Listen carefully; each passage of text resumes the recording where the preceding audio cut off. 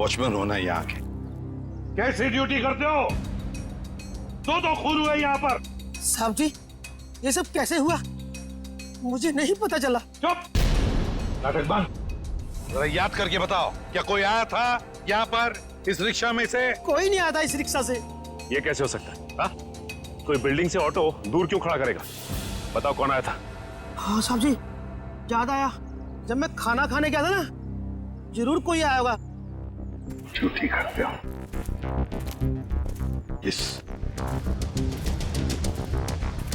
इस चमन की पूरी कुंडली निकालो। हाँ अभिजीत। सर वो ऑटो वाले के फोन की डिटेल मिल गई है सर। ये 11 बजे के करीब ममता नगर से निकला और 11:30 बजे जेल स्टेशन पे पहुंच गया। ये MG road under construction building पे कब पहुंचा? सर 12:30 बजे जेल स्टेशन से सवारी लेने के बाद 12:40 पे उस जगह पे मिला था जहां पे वो ऑटो खड़ा मिला था। मतलब जेल स्टेशन से उसने सवारी उठाई, तो फिर अभिजीत उस वक्त दो मोबाइल फोन होंगे उस रिक्शा में, एक रिक्शा वाले का और शायद इस सवारी का भी। हाँ सर, मोबाइल कंपनी वालों ने बताया कि रिक्शे वाले के मोबाइल के साथ साथ एक और मोबाइल ट्रैवल कर रहा था। जयवंती और पेटी लगे हैं उसका डिटेल निकालने में। चलो अच्छा है। अब देखना यह है कि सर वो सवारी विक्टिम थी या मुजरिम। सर, हाँ सर वो जो ऑटो की सवारी का मोबाइल नंबर था वो दिल्ली का नंबर है और किसी करिश्मा के नाम पे रजिस्टर्ड है। दिल्ली? अच्छा, इस करिश्मा के बारे में और कुछ पता चला? नहीं सर, और कुछ डिटेल्स तो अभी पता नहीं चल पाए हैं। ये तो पता चला होगा कि उसने आखिरी कॉल किसको किया। किसी लैंडलाइन नंबर पे किया था आखिरी कॉल। पोपटवाड़ी का कोई उदय कुमार है। पोपटवाड़ी उदय कुमार। पंकज काम करो, इस दिल्ली वाली करिश्मा के सारे डिटेल निकाल, पूरे के पूरे डिटेल। और अभिजीत, इस पोपटवाड़ी के उदय से मिल लेते हैं, पता तो चले ऐसी भी क्या बातें हो रही थी करिश्मा और उसके बीच में। इसका चेहरा तो बहुत बुरी तरह से बिगड़ गया है, एकदम तहस नहस हो गया है। सर इनके फेस को हम रिकंस्ट्रक्ट नहीं करवा सकते? बहुत मुश्किल काम है तारिका, बहुत वक्त लगेगा। हाँ, लेकिन एक बात जरूर पता चल गई। ये पता चल गई कि ये काम क्या करती थी। क्या काम? तारिका, ये लड़की एक नर्स थी। नर्स? ये देखो, ये देख रहे हो, ये इसकी उंगलियों पर और ये अंगूठे पर ये कौन? ये निशान तो ज्यादातर उन्हीं लोगों के हाथों में होता है ना जो दूसरों को इंजेक्शन देते हैं। एग्जैक्टली तारिका। अब मुझे लगता है ये खून या तो किसी बदले की भावना से किया गया है या फिर कोई प्यार व्यार का चक्कर। प्यार व्यार का चक्कर? तुमको ऐसा लगता है तो तुम फोरेंसिक आते ही क्यों? तुम अब से मत आया करो हमारे लैब में प्लीज। ना अरे ये क्या? हाँ। और अभिजीत, तुम्हारे और मेरे बीच में जो भी था ना वो खत्म। प्यार का चक्कर। सीआईडी? यहाँ सब कुछ ठीक तो है ना? देखिए, आप फिक्र मत कीजिए, हमें पता है आपके घर में शादी का रस्म चल रहा है, लेकिन देखिए बात को ज्यादा नहीं है, सिर्फ 2 मिनट की बात है। एक बात बताइए, कल लैंडलाइन पे कोई अनजान फोन आया था? हाँ, मेरी बेटी विशाखा ने फोन उठाया था। जरा बुलाइए ना विशाखा को। विशाखा बेटी, 1 मिनट इधर आना। हाँ जी, 1 मिनट। जी पापा। बेटे ये। हाय विशाखा, शादी मुबारक हो। Thank you. हम सीआईडी से हैं, मैं इंस्पेक्टर श्रेया। कल सुबह 10 बजे लैंडलाइन पे एक कॉल आया था। जी आया था। किसका फोन था? किसी करिश्मा का फोन था, बट मैं उसे नहीं जानती। अगर तुम उस लड़की को नहीं जानती हो तो उसने तुम्हें क्यों कॉल की? दरअसल वो मुझसे मिलना चाहती थी पर मैंने उसे मना कर दिया। तुम तो कह रहे हो तुम उसे जानती तक नहीं, फिर भी वो तुमसे बात करना चाहती थी। कोई ना कोई तो वजह जरूर होगी, हैं? बताओ। शायद वो मेरी शादी के बारे में कुछ बात करना चाहती थी। क्या क्या बात करना चाहती थी? कुछ बताया उसने? जी, तब तक तो मुझे भी नहीं पता था कि मेरी शादी होने वाली है। वो शायद मेरी पिछली शादी के बारे में बात करना चाहती थी। मतलब विशाखा, तुम्हारी पहले भी एक शादी तय हो चुकी थी जो टूट चुकी है। देखिए प्लीज, अगर इस बारे में इस वक्त बात न करें तो अच्छा होगा। बड़ी मुश्किल से उस सदमे से ये उभर पाई है। प्लीज। पापा, इट्स ओके, मुझे बस बात से कोई फर्क नहीं पड़ता है।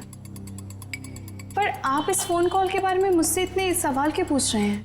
दरअसल बात यह है कि करिश्मा नाम की उस लड़की का। अरे एक मिनट में समझाता हूं। देखिए, ये करिश्मा जिसने फोन किया था यहाँ पर, हम उससे मिलना चाहते हैं एक केस के सिलसिले में। ये करिश्मा कोई मुजरिम है क्या? क्या इसने कोई जुल्म किया है और ये मुझसे क्यों बात करना चाहती है? देखो, करिश्मा मुजरिम है या नहीं ये अब तक तय नहीं हुआ है। खैर छोड़ो, आप लोग शादी की तैयारियां करो। और विशाखा, हम सब की तरफ से शादी मुबारक हो। Thank you.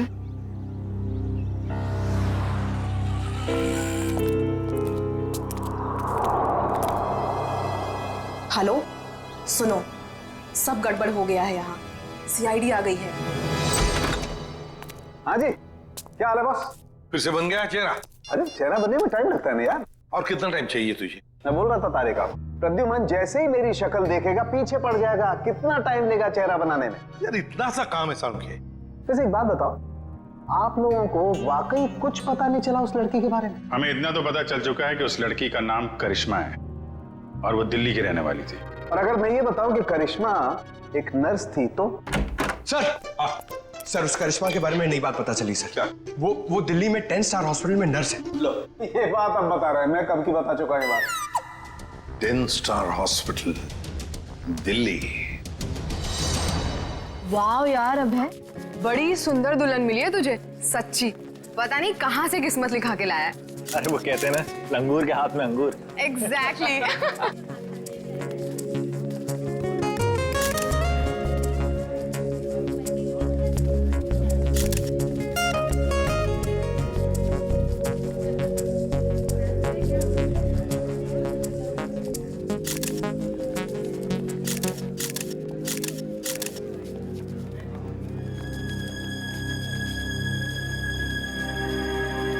उदय जी, आप रो रहे हो?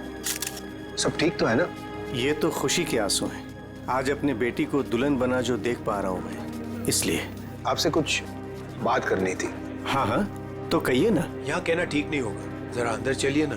क्यों, हमसे शादी में कुछ कमी रहेगी क्या? नहीं नहीं नहीं, वो सब ठीक है, A1। देखिए, सारे मेहमान आ रहे हैं, अगर हम यहाँ से चले गए तो कुछ परेशानी हो जाएगी। फेरे हो जाए, उसके बाद दोनों बैठ करके बातें करते हैं। देखिए, मेहमानों को छोड़िए, आप अंदर चलिए, वरना ये शादी नहीं होगी।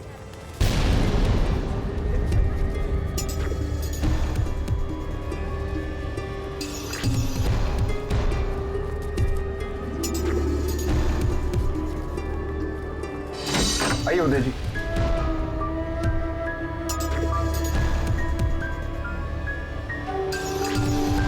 धीरेन्द्र जी, बात क्या है आप बताइए ना।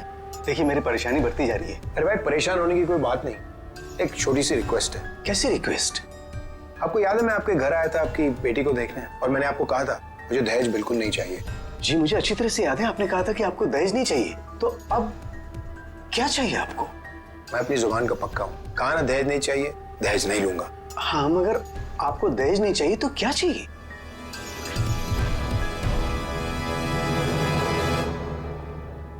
Kidney kidney.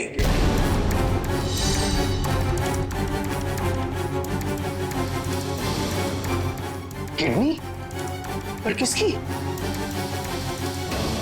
मैं शायद आपको बताना भूल गया कि मेरी तबीयत दरअसल ठीक नहीं रहती, और जल्द से जल्द अगर किडनी ट्रांसप्लांट नहीं हुआ तो मैं ज्यादा दिन नहीं बच पाऊंगा। Kidney transplant?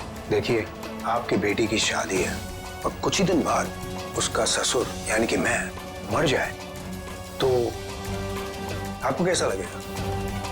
पर धीरेन्द्र जी, मैं अपनी किडनी कैसे, मेरा मतलब। मैंने पूरा पता लगा लिया है, हम दोनों की किडनीज मैच होती हैं। अच्छा, तो इसका मतलब ये शादी ब्याह ये सब ढोंग है।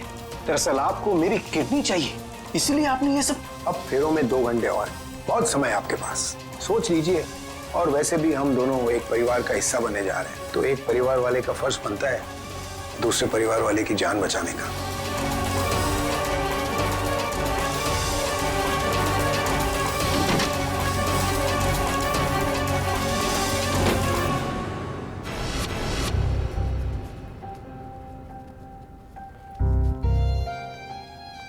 आपको दहेज नहीं चाहिए तो क्या चाहिए? Kidney kidney kidney.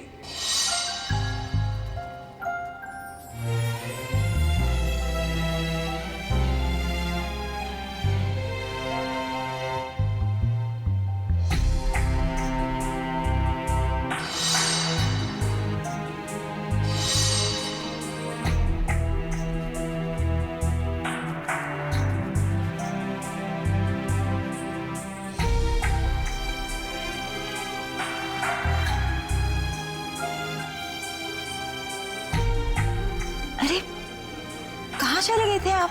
कुमार साहब आए हैं अपनी पत्नी के साथ, वो आपको ढूंढ रहे थे। सरिता, आओ मेरे साथ, 2 मिनट तुमसे बात करनी है। चलो।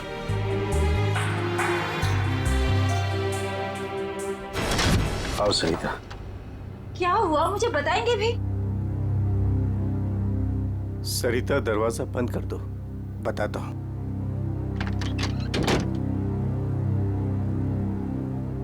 अभी तो बताइए, मुझे बहुत घबराहट हो रही है। धीरेन्द्र जी ने मुझसे कुछ मांगा है। पता था मुझे कि ये शादी दहेज लिए बिना हो ही नहीं सकती। वैसे कितने पैसे मांगे हैं उन्होंने? नहीं, उन्होंने मुझसे पैसे नहीं मांगे। तो फिर? सरिता, उन्होंने मुझसे मेरी किडनी मांगी है। किडनी? हाँ सरिता। हे भगवान, इसका मतलब ये सब शादी वादी ढोंग है। वो आपकी किडनी लेना चाहते हैं? मुझे भी यही लग रहा है।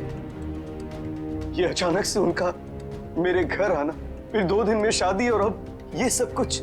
सरिता, मुझे तो इसमें बहुत बड़ी साजिश लग रही है। तो क्या अब हमारी विशाखा की शादी फिर से टूट जाएगी? अगर मैंने किडनी नहीं दी तो ऐसा ही होगा। ना सरिता, तुम मत रो।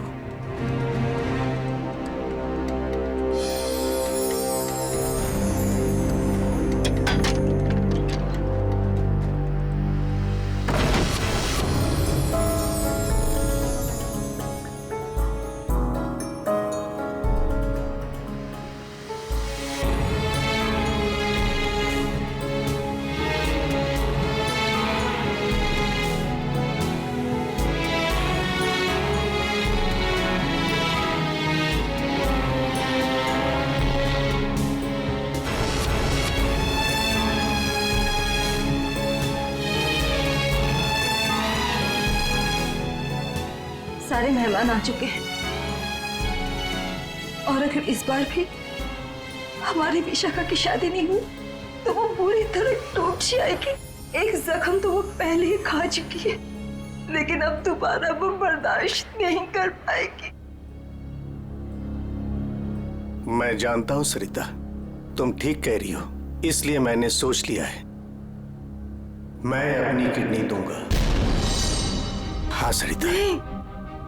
नहीं, अगर आपने किडनी दे दी तो आपका क्या होगा? मुझे कुछ नहीं होगा सरिता। और वैसे भी इंसान के शरीर में 2 किडनियां होती है जिससे उसका शरीर चलता है, लेकिन फिर भी इंसान एक किडनी के सहारे जी सकता है। मुझे ये सब कुछ ठीक नहीं लग रहा है। अगर कुछ ऊंच नीच हो गई तो मैं आपको खोना नहीं चाहती हूँ। नहीं सरिता, मुझे कुछ नहीं होगा, और अगर मुझे कुछ हो भी गया तो कम से कम मेरी आत्मा को ये सोचकर संतुष्टि तो मिलेगी ना कि मैंने अपनी बच्ची की खातिर उसके पैदाइश से लेकर के उसकी शादी तक सब कुछ किया। प्लीज।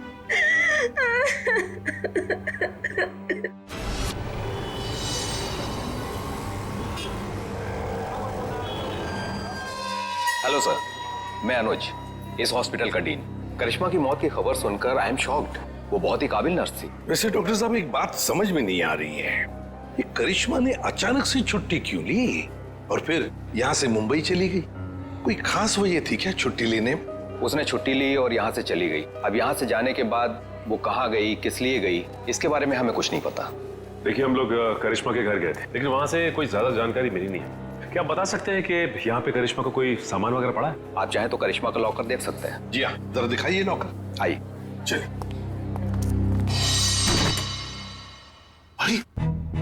सर, इस लॉकर को देखकर मुझे मेरी नानी की अलमारी याद आ गई। वो भी अपना सारा सामान ऐसे ही ठूस ठूस के रखती थी। सर, ये तो किसी मरीज की मेडिकल रिपोर्ट है। किसकी फाइल है ये? दया? उदय कुमार। उदय? विशाखा के पिताजी उदय कुमार? कमाल है, इस फाइल को तो हॉस्पिटल के रिकॉर्ड रूम में होना चाहिए। ये करिश्मा के लॉकर में कैसे? मतलब ये करिश्मा उदय जी और उसके परिवार वालों को जानती थी? मगर दया, वो परिवार वाले तो बता रहे थे कि वो करिश्मा को जानते ही नहीं। जरा बताइए किस चीज का इलाज चल रहा था उदय का?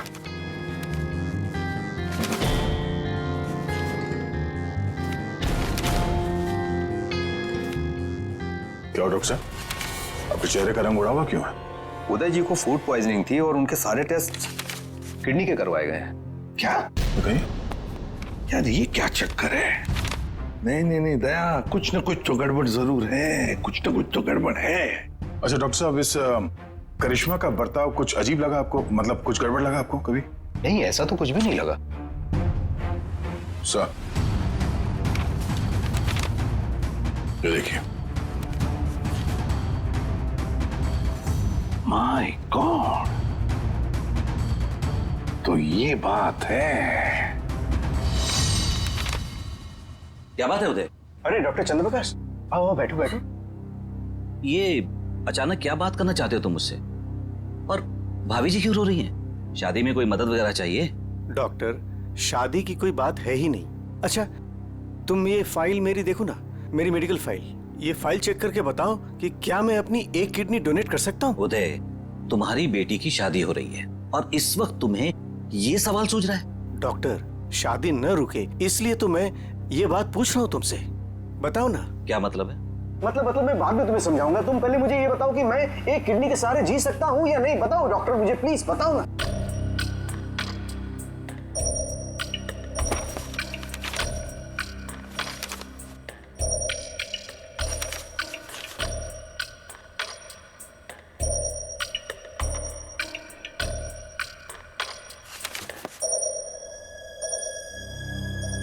डॉक्टर, रिपोर्ट ठीक तो है ना? क्या हुआ चंद्रप्रकाश, बताओ ना कुछ मुझे।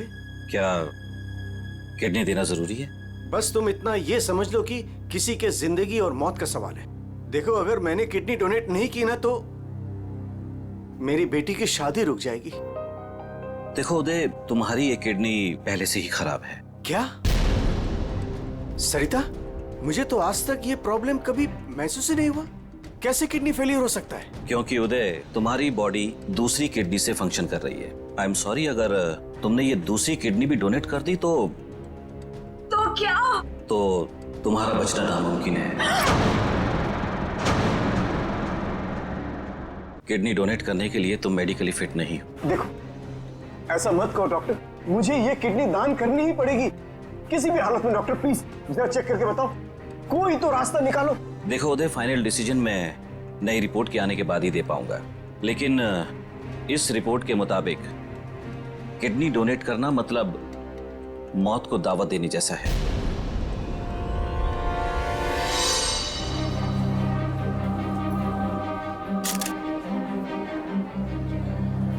आओ। क्या हुआ माँ? आप परेशान लग रही हैं। नहीं, ऐसी कोई बात नहीं। फेरे का समय हो गया है, आओ।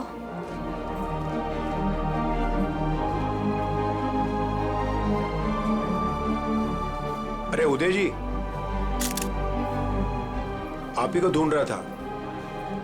फेरे लगवाएं या फिर मैं बारात वापस? जी नहीं, बारात वापस ले जाने की नौबत नहीं आएगी। मुझे पता था आप बड़े समझदार इंसान हो, सही डिसीजन लिया। और वैसे आप अपनी बेटी को इतना प्यार जो करते हो, आइए। यकीन नहीं आ रहा है दया, शादी के नाम पे ऐसी सौदेबाजी।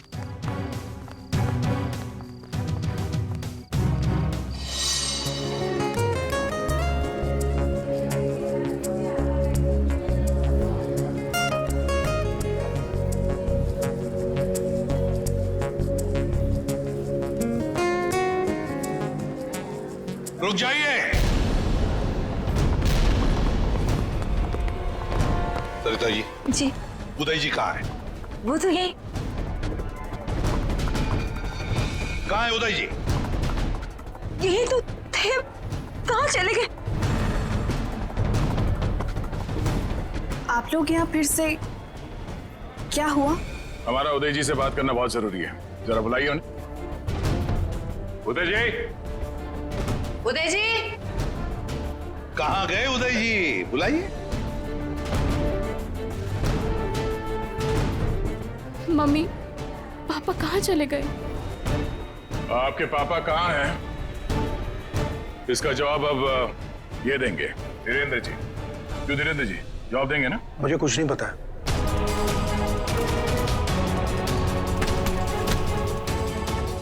नहीं पता तो सड़क कहाँ है आप? हाँ? सर मैंने कुछ नहीं किया सर, मैं तो इनका असली बेटा भी नहीं हूँ सर। मेरे पति को इन लोगों ने गायब करवाया होगा और किडनी के लिए ये लोग शादी तोड़ने की धमकी दे रहे थे। मॉम, आपने बात मुझे पहले क्यों नहीं बताई? आपके और पापा से बढ़कर मेरे लिए कुछ नहीं है। शर्म आनी चाहिए तुम्हें, शादी जैसे पवित्र बंधन की आड़ ऐसा घिनौना अपराध करते हुए। सर मैं मानता हूँ इसी प्लान के जरिए मैंने किडनियों का व्यापार किया। क्या? शायद इसीलिए उन गुनाहों की सजा है कि मेरी खुद की किडनी बेकार हो गई, लेकिन इस बार सर मैं खुद की जान बचाने के लिए कर रहा था। इसके लिए किसी और की जान चली जाए? अब बताओ, करिश्मा को क्यों मारा? सर मैंने करिश्मा को नहीं मारा, बल्कि वो तो मेरी मदद करती थी मरीज ढूंढने में। सर इस बार मैंने गैंग वालों को बताया बिगैर एक किडनी गायब कर दी। उसी बात को लेकर वो मुझे ब्लैकमेल कर रही थी कि वो बाकी गैंग वालों को और विशाखा को ये बात बता देगी। इसीलिए तुमने करिश्मा को मारा है? इसीलिए? नहीं सर, मेरा यकीन मानो, मैंने उसे नहीं मारा। मुझे लगता है कि सर उसके मौत के पीछे मेरे बाकी गैंग वालों का हाथ है। कौन है तुम्हारे साथी? कहाँ लेकर गए उदय को? किडनी निकलवाने। ऑपरेशन शायद शुरू भी हो गया होगा।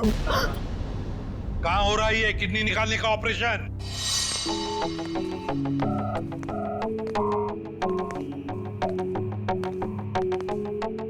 चल डॉक्टर, ऑपरेशन शुरू कर। देखो तुम जो ये कर रहे हो ना, ठीक नहीं कर रहे हो। बकवास बंद कर और अपना काम कर जल्दी।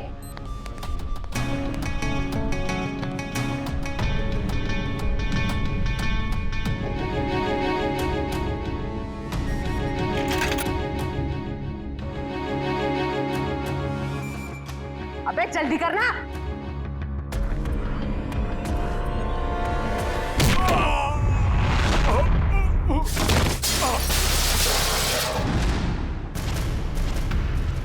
कौन है वहां?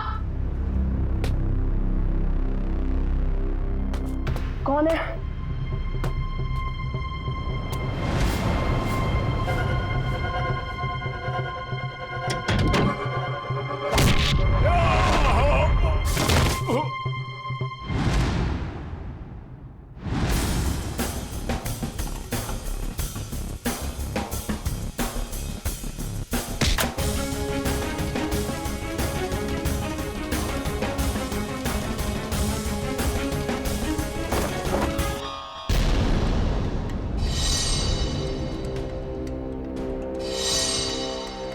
अपने जुर्म का इनाम तो लेती जाओ।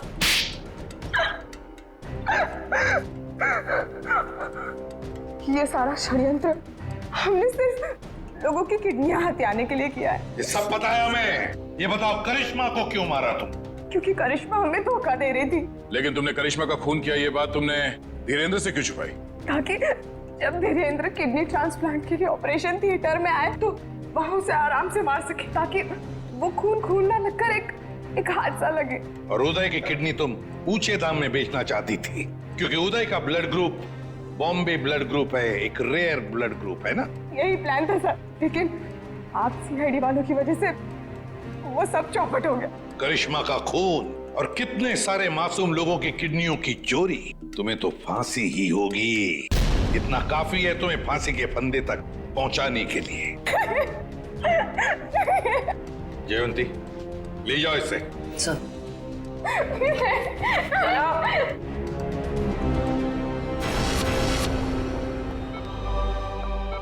कैसे आप? तबीयत कैसी है आपकी?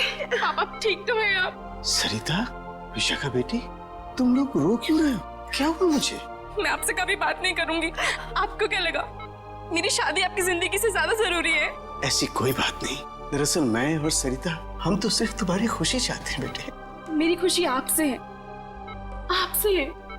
माना बाकी लड़कियों की तरह मेरा भी सपना है कि मेरा भी एक अच्छा पति हो, लेकिन वो पति मुझे अपने पिता की कीमत पर बिल्कुल नहीं चाहिए। देखा उदय जी, आपकी बेटी विशाखा कितनी समझदार है, सियानी है और सही बोल रही है। एक बात हमेशा ध्यान में रखना, बेटी घर का सम्मान होती है, सुख होती है, खुशी होती है। और उसके हाथ पीले करना तो सौभाग्य की बात होती है, लेकिन उसके लिए माता पिता को अपनी जान दांव पर लगाने की कोई जरूरत नहीं। एसीपी साहब, मैं आपसे वादा करता हूं, चाहे कुछ भी हो जाए, मगर मैं इंतजार करूंगा। अब की बार मैं अपनी बेटी का हाथ सिर्फ उसी को दूंगा जो इसके लायक हो। आप सबका बहुत बहुत शुक्रिया बेटी। Thank you very much.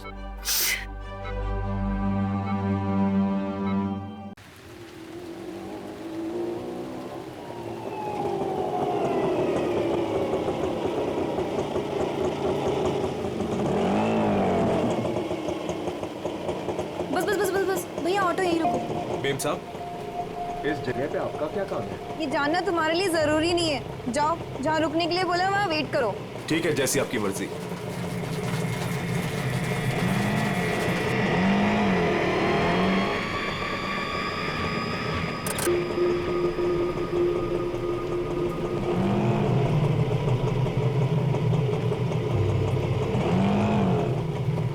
अरे तुम गए नहीं अभी तक, जाओ। जी मेम साहब।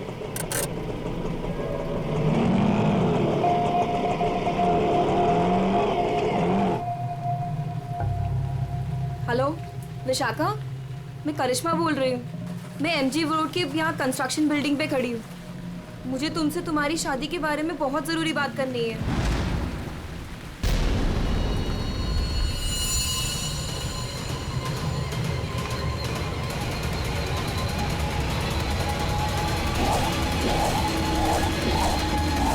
मेम साहब, मेम साहब, मेम साहब, कहाँ चली गई?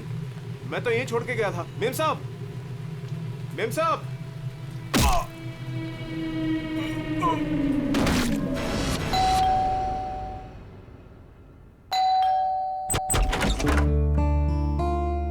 अरे आप इतनी जल्दी आ गए ऑफिस से आए? हाँ, आज काम कुछ कम था। ये लो, आते आते तुम्हारे लिए कुछ साग सब्जियां लाया हूँ और इसे फ्रीजर में रख दो। विशाखा के लिए लाया हूँ, उसे आइसक्रीम पसंद है ना? आज आपकी लाडली ये खाने वाली नहीं है। पर क्यों? आज सुबह से ही उदास है, खुद को कमरे में बंद कर रखा है और खाना भी नहीं खाया उसने। तुमने उसे कुछ कह दिया क्या? मैं क्या कहूंगी, लेकिन हाँ, आज सुबह किसी का फोन आया था।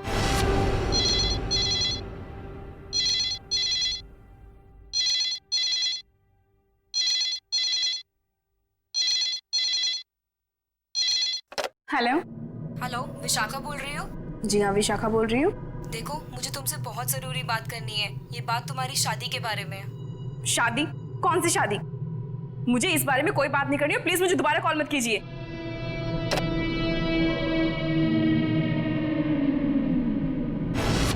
अरे इतनी मुश्किल से तो 2 हफ्ते पहले टूटी हुई शादी को भूल पाई थी, और फोन करके उसके जख्म किसने हरे कर दिए? बहुत पूछा मैंने कि किसका फोन था, लेकिन रोई जा रही है, जवाब ही नहीं दे रही है। मैं देखता हूँ, तुम चिंता मत करो। विशाखा, विशाखा बेटे, विशाखा बेटे, दरवाजा खोलो। विशाखा, दरवाजा खोलो। विशाखा! ये दरवाजा क्यों नहीं खोल रही है? रोने की आवाज भी नहीं आ रही। कहीं उसने कुछ? अरे तुम विशाखा को नहीं पहचानती क्या?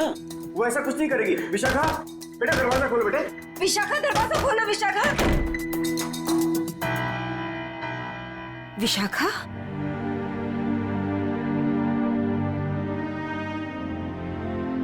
विशाखा बेटे, वो शादी वाले फोन कॉल से चिंता में है ना तू? हाँ पापा, काश मैंने उस गलत लड़के से शादी की जिद न की होती। मेरी वजह से आप लोगों को कितना अपमान सहना पड़ा। अरे नहीं बेटी, ऐसा कुछ नहीं है। उस लड़के के साथ तेरी शादी नहीं हुई, ये तो बड़ी अच्छी बात है। उस परिवार से तू बच गई बेटे। हाँ। और फिर हमारे इस लाडो के लिए इस शहर में कोई लड़की की कमी है क्या? हाँ? और क्या, हमारी विशाखा है इतनी प्यारी कि कोई भी लड़का इसे देखते ही पसंद कर लेगा। नहीं माँ, इस बार अपनी पसंद पे भरोसा करके मैं कोई गलती नहीं करना चाहती। आप लोगों की पसंद पे ही मेरी मंजूरी है। अरे हाँ सरिता, कल ठीक 3 बजे लड़के वाले विशाखा को देखने आ रहे हैं, तुम तैयार रहना। आपने पहले क्यों नहीं बताया? ओहो श्रीमती जी, तो अब तो बता दिया ना। हाँ? पापा, मुझे भगाने की बहुत जल्दी है ना आपको? मैं क्यों नहीं, अब इसकी शादी हो जाएगी तो इस कमरे को मैं अपना स्टडी रूम बना लूंगा। अच्छा, तो मैं भी अपना रूम लॉक करके जाऊंगी ससुराल।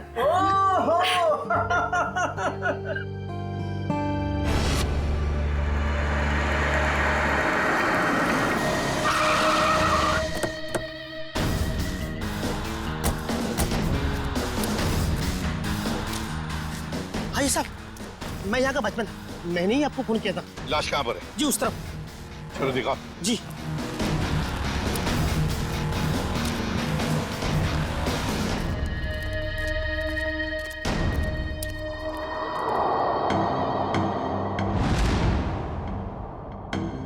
ये ईंटें निकालो।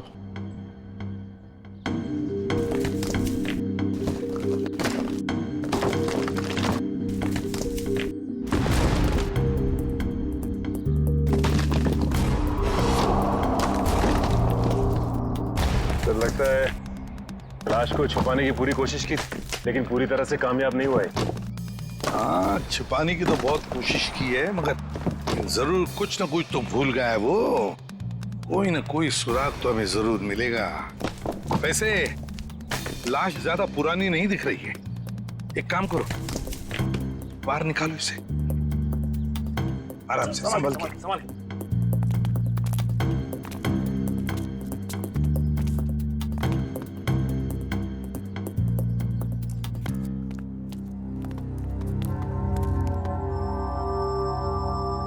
ये देखो, बड़ी बेरहमी से मारा है इसे। सामने से सीधे चाकू घोंप दिया सीने में। हाँ सर, देख के लगता है कि इसे चीखने चिल्लाने का मौका ही नहीं मिला। ये देखो, इसके सिर के पीछे भी चोट है। लगता है जिसने भी ये किया है ना, शायद पीछे से आकर इस रिक्शा वाले के सिर पर पीछे से हमला किया, वार किया। ये बेचारा मुड़ गया हमलावर को देखने के लिए, तो सामने से चाकू घोंप दिया।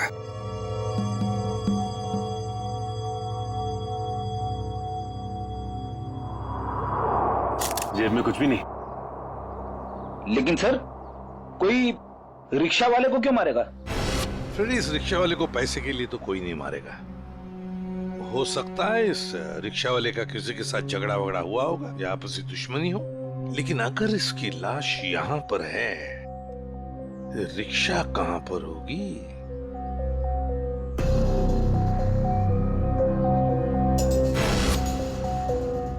सर? हाँ सर ये देखिए, सर ये खून की बूंदें और घसीटने के निशान हैं।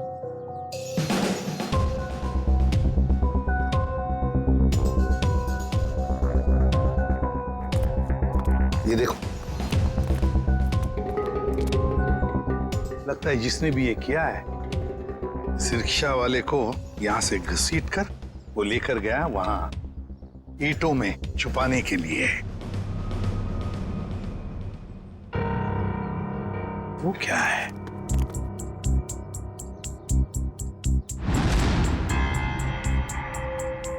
किसी आदमी की घड़ी? अरे ये तो काफी महंगी घड़ी है। शायद रिक्शा वाले की होगी। नहीं फ्रेडी, ये इस रिक्शा वाले की घड़ी नहीं लगती। इतनी महंगी घड़ी है ये, 1-1.5 लाख की तो घड़ी है। तो फिर सर शायद उसी की होगी जिसने रिक्शा वाले को मारा है। वो तो ये भी सकता है कि घड़ी उस आदमी की हो जो ऑटो में बैठा था। इतनी कीमती घड़ी पहनने वाला आदमी रिक्शा में नहीं जाएगा, मुझे नहीं लगता। देखो और भी कोई सुराग मिलना चाहिए, देखो जरा आसपास।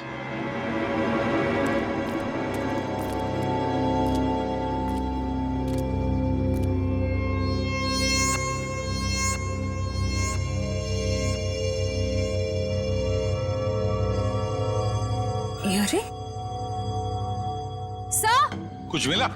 हाँ सर, किसी लड़की की ये डायमंड ईयरिंग मिली है, यहाँ नीचे गिरी हुई थी। ईयरिंग? इसका तो एक ही मतलब हो सकता है, जब ये हादसा हुआ तब कोई लड़की यहाँ पर मौजूद थी। तो खून लड़की ने किया? सचिन, पता नहीं खून किसने किया, लड़की ने या और किसी ने, लेकिन एक बात तो जरूर है कि ये लड़की उस रिक्शा वाले के साथ मौजूद थी। सर, हो सकता है ये लड़की उस ऑटो वाले की सवारी थी। लेकिन लड़की यहाँ ऐसी जगह क्या करने आई थी? कुछ न कुछ तो और ही चक्कर है। जो भी हो, उस हादसे में जरूर हाथापाई हुई होगी, जिसकी वजह से वहां पर वो घड़ी मिली और अब ये ईयररिंग। ये केस तो बहुत पेचीदा हो गया, इतने सारे सवाल लेकिन जवाब इतने कम। सारे सवालों का जवाब इसी बिल्डिंग में है। इस बिल्डिंग को अच्छी तरह से छान मारते हैं। Let's go.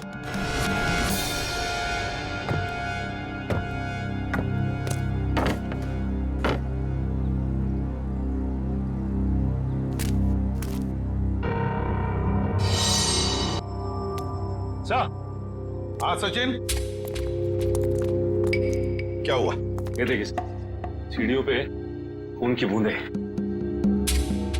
हाँ,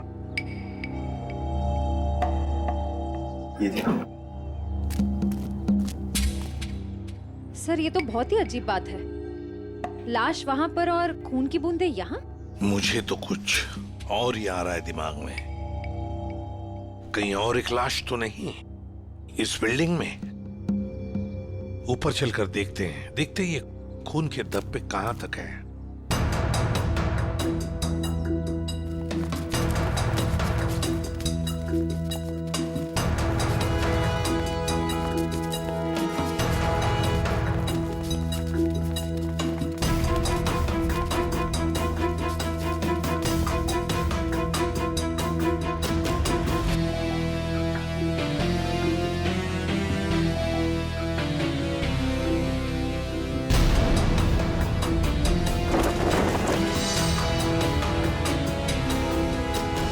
भाई साहब, मैं तो कहता हूँ अभय और विशाखा एक दूसरे के लिए बिल्कुल सही है। दोनों के ख्यालात मिलते जुलते हैं, दोनों का स्वभाव एक है, और वैसे एक साथ स्कूल में पढ़ चुके हैं। बेटा, तुमने हमें बताया नहीं कि तुम अभय को पहले से जानती हो? नहीं पापा, अभय मेरी क्लास में नहीं थे। वो क्या है ना अंकल, हम दोनों की क्लासेस सेम थी पर सेक्शन अलग अलग थे। आप सेक्शन ए में थी और मैं सेक्शन सी में था।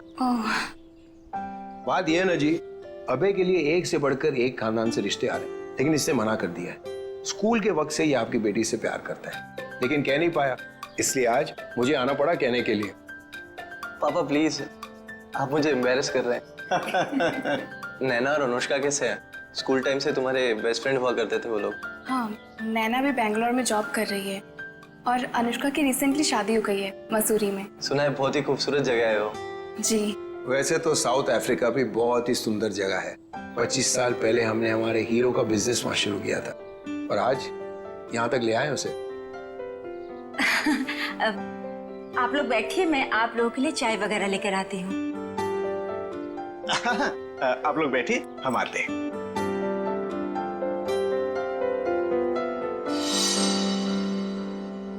क्या बात है सरिता, क्या हुआ?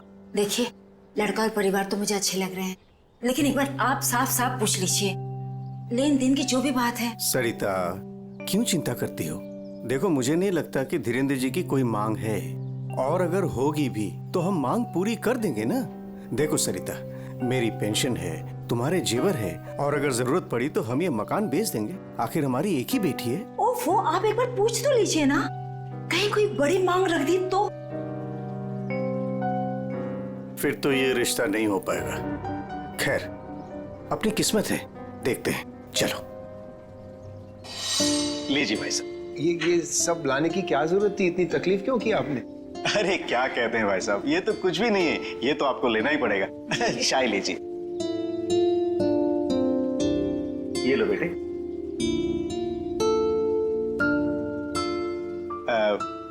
भाई साहब, अगर आप बुरा न माने तो कुछ देर हम लोग बाहर चल के आपस में बात कर लेते हैं। अरे इतने में बच्चे भी एक दूसरे से बात कर लेंगे। अरे ये तो बहुत अच्छी बात है, चलिए।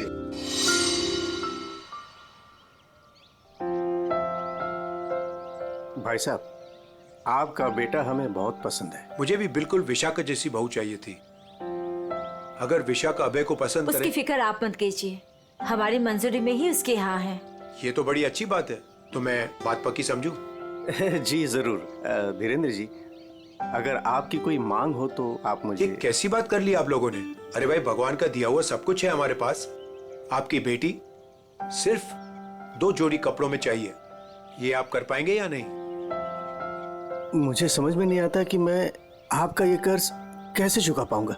लेकिन हमारी एक शर्त है। शर्त? ये शादी 2 दिनों में हो जानी चाहिए। 2 दिनों में शादी की तैयारियां हम कैसे कर सकते हैं? देखिए, ये हमारी एक ही बेटी है, हम चाहते हैं कि उसकी शादी बड़े धूमधाम से हो, इसलिए थोड़ा अगर आप हमें वक्त दे दे तो।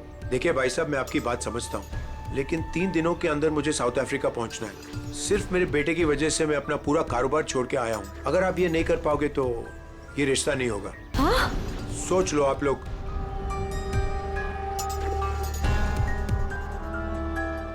ठीक है भाई साहब, ये शादी परसों ही होगी। ये तो बहुत अच्छी बात है, मुबारक हो। देखिए, आप शादी की तैयारियां कीजिए, पैसे की चिंता न कीजिए, वो हम करेंगे। जी।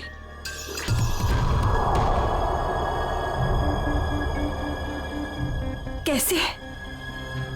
तुम चिंता मत करो सरिता, भगवान की जो मर्जी है वही होगा। चलो शादी की तैयारी करते हैं।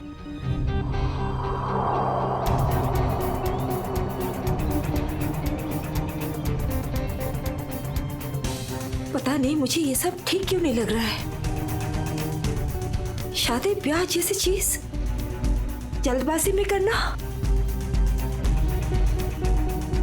कहीं हम गलत निर्णय तो नहीं ले रहे?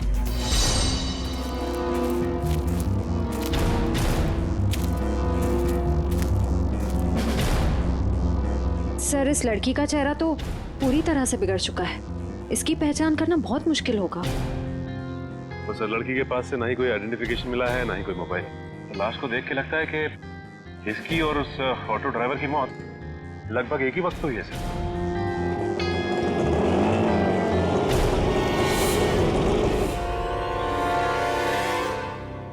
सर। ये लावारिश रिक्शा यहाँ से थोड़ी दूर पे खड़ी हुई थी, लोगों ने मुझे बताया। और सर, ये रहे रिक्शा के पेपर्स। वो लाश इसी रिक्शा ड्राइवर की थी, चमन नाम था उसका। और सर, ये फोटो भी लगी उसकी। हाँ, चमन खुद मालिक था इस रिक्शा का। और कुछ मिला? हाँ सर, मोबाइल मिला है सर, लेकिन सर बैटरी डाउन है इसकी। ठीक है, कोई बात नहीं, इसमें से हमें बहुत कुछ इंफॉर्मेशन मिल सकती है।